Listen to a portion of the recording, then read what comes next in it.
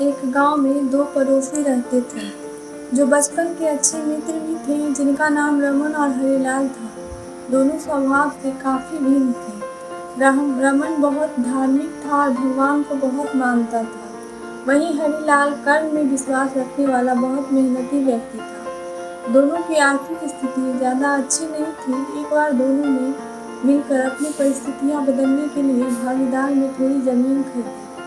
उनका विचार था कि जमीन में वह अच्छी फसल उगाकर उसको बेचेंगे और अच्छा धन कमाएंगे। अब समय था फसल पाने के लिए खेत में मेहनत करने का।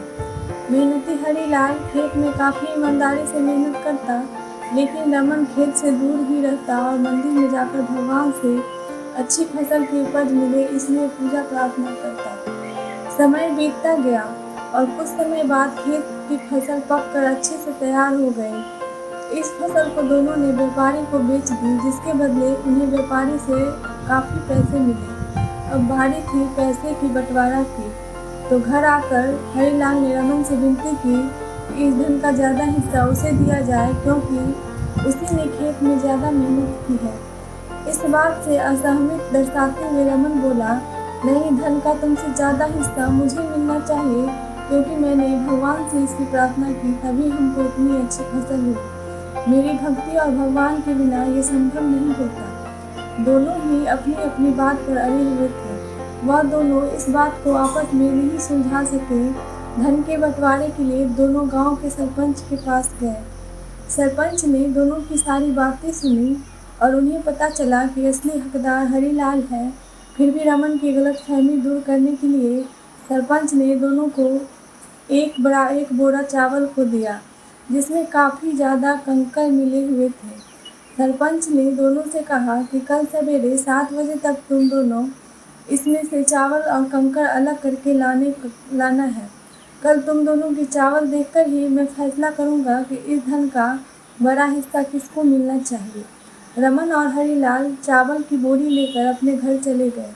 मेहनती हरिलाल ने रात भर बिना सोए चावल और कंकर को अलग किया, लेकिन रमन चावल की बोरी को लेकर मंदिर में गया और भगवान से चावल में से कंकर अलग करने की प्रार्थना करने सो गया। अगले दिन सुबह हरिलाल जितने चावल और कंकर अलग कर सका उसको ले जाकर सरपंच के पास गया, जिसे देखकर सरपंच खुश हुआ। रमन वैसे ही की वैसी बोरी को ले जाकर सरपंच के पास पहुंच गया। सरपंच ने रमन से कहा कि दिखाओ तुमने कितने चावल साफ किए हैं। रमन ने कहा कि मुझे अपने भगवान पर भरोसा है, उन्होंने सारे चावल साफ कर दिए होंगे। जब उसकी चावल की बोरी खोली गई तो उसमें चावल और कंकर वैसे के वैसे ही थे। सरपंच ने रमन को समझाया कि भगवान भी तभी सहायता करते हैं जब तुम मेहनत करते हो। सरपंच ने धन का ज्यादा हिस्सा हरिलाल को दिया। इस घटना के बाद रमन को अपनी गलती का एहसास हुआ, तो वो भी हरिलाल की तरह खेत में मेहनत करने लगा और अब की बार उनकी फसल पहले से भी अच्छी हुई। महत्वपूर्ण सीख: इस कहानी से हमें यह सीख मिलती है कि हमें कभी भी सब कुछ भगवान भरोसे नहीं छोड़ना चाहिए। भगवान हमेशा उसका साथ देते हैं जो कर्म करना नहीं छोड़ता। इसलिए हमें किसी भी क्षेत्र में सफलता पाने के लिए जरूरी मेहनत करना चाहिए। धन्यवाद दोस्तों।